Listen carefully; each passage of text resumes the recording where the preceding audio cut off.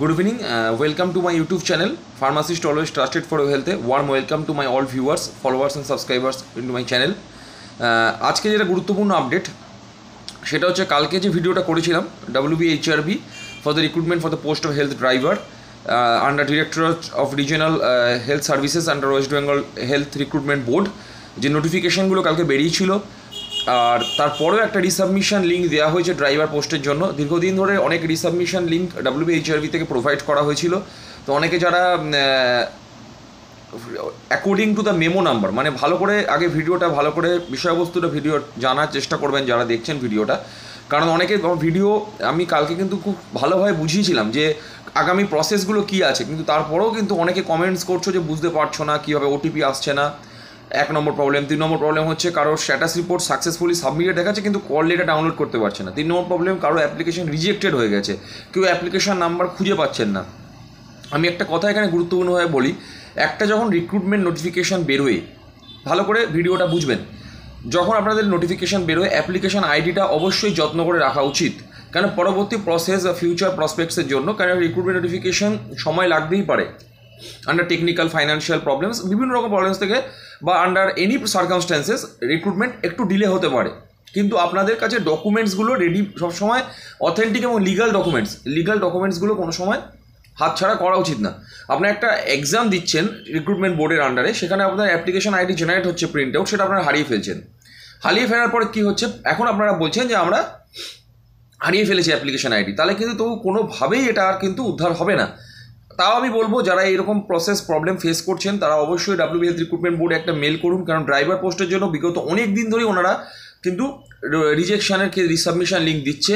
এবং আজকে যে রিসাবমিশন লিঙ্কটা অর্ডার করা হয়েছে আর 25/3/25 গতকালই করা হয়েছে আবার, ওটা under health family welfare memo number 53024 62/2022 HRV section, যে candidates whose application is primarily rejected due to various reason are hereby allowed to resubmit their documents again to the requisite link between 26/3/2025 মানে 26শে March থেকে 17/4/2025, 17 April দুপুর 2টো, 26 তারিখ দুপুর 2টো, মানে আজকে দুপুর 2টো থেকে 17 তারিখ দুপুর 2টো পর্যন্ত আবার তোমরা রিসাবমিশন ডকুমেন্টস আপলোড করতে পারবে, কিন্তু ফিজিক্যালি নয়, মানে HRVতে চলে গিয়ে ডকুমেন্টস জমা করে দিলে হবে না।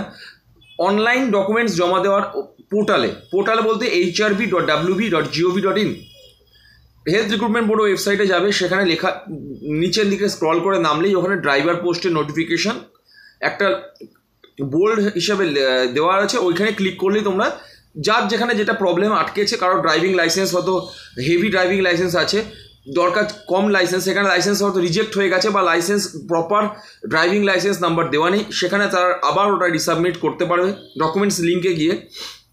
আগামী যে এই যেটা ইন্টারভিউ এই কল লেটার শুরু হচ্ছে, মানে যেটা মেডিকেল যেটা টেস্ট শুরু হচ্ছে, মানে ড্রাইভার পোস্টের ক্ষেত্রে স্কিল টেস্ট সেটা কিন্তু 7/4/2025 থেকে স্টার্ট হচ্ছে, সেটা কিন্তু কোনো ক্যান্সেলেশন নেই। আবার ওরা সুযোগ দিচ্ছে যাদের রিসাবমিশন ডকুমেন্টস ভুল হচ্ছে তারা 26/3/2025 থেকে 17/4/2025 পর্যন্ত তারা আবার candidates are allowed to resubmit the requisite documents to that link only, not in physical form. তারা রিকুইজিট লিঙ্কে তারা ডকুমেন্টস আবার আপলোড করতে পারছো, যাদের যেখানে প্রবলেম আছে, ভুল আছে, তোমরা আবার রিসাবমিট করো, আবার HRV সুযোগ দেওয়া হয়েছে অ্যাকর্ডিং টু মেমো নাম্বার এই হেলথ অ্যান্ড ফ্যামিলি ওয়েলফেয়ার 53024 62/2022। এবার আসছে যাদের কল লেটার ডাউনলোড হচ্ছে না স্কিল টেস্টের জন্য। স্কিল টেস্টটা শুরু হচ্ছে 7/4/2025 থেকে, তাড়াহুড়ো নেই। তোমরা স্ট্যাটাস রিপোর্ট যেখানে দেখতে পারবে তার নিচেই কল লেটার অপশান থাকবে বা স্কিল টেস্টে যাওয়ার অ্যাপ্লিকেশান থাকবে, যাতে তোমরা ডাউনলোড করতে পারবে। এবারে নোটিফিকেশানটা যেহেতু 24 তারিখ বা 25 তারিখ বেরিয়েছে, একটু আস্তে আস্তে ওয়েট করো, ঠিক ওখানে WBHRB ওয়েবসাইট থেকে কল লেটার তোমরা ডাউনলোড করতে পারবে।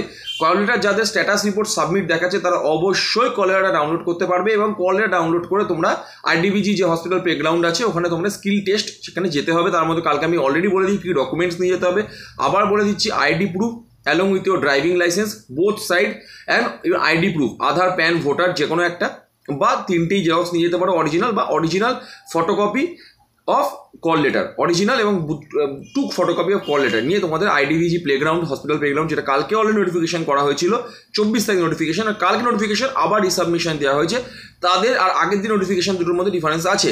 যদি আবার নোটিফিকেশন প্রোভাইড করে হেলথ রিক্রুটমেন্ট বোর্ডে 7 তারিখটা ক্যান্সেল করা হয়েছে তাহলেই হবে। এখনো পর্যন্ত 7 তারিখ কিন্তু ফাইনাল আছে, যাদের স্ট্যাটাস রিপোর্ট সাকসেসফুলি সাবমিট হয়েছে তাদের জন্য, এবং যারা সাকসেসফুল সাবমিট হয়নি, যাদের অ্যাপ্লিকেশন ফেলিওর হয়েছে তাদের ক্ষেত্রে রিসাবমিশন লিঙ্ক 26/3/2025 থেকে 17/4/2025 অবধি আবার ওপেন করা হয়েছে, তোমার লিঙ্ক রিসাবমিট করতে পারো।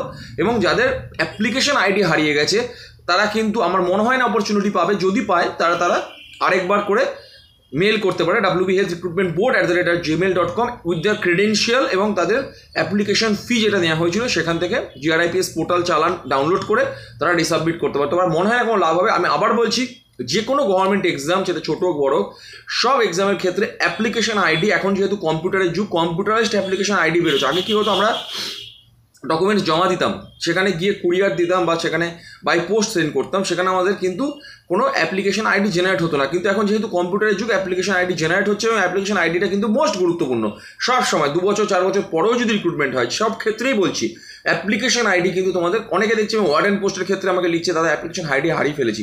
ওয়ার্ডেনও কিন্তু যদি আবার ইন্টারভিউ হয় বা রিটেন এক্সামিনেশন হয়, সেখানেও কিন্তু তোমাদের অ্যাপ্লিকেশন আইডি ছাড়া কিন্তু কিছুতেই হবে না। তো please maintain your legal and authentic documents carefully and preserve it carefully for future purpose. So thank you so much for being with my YouTube channel. আমি যাদের ড্রাইভার ক্ষেত্রে যদি কারো সমস্যা, আমাকে তোমরা হোয়াটসঅ্যাপ বা কল করতে পারো। Thank you.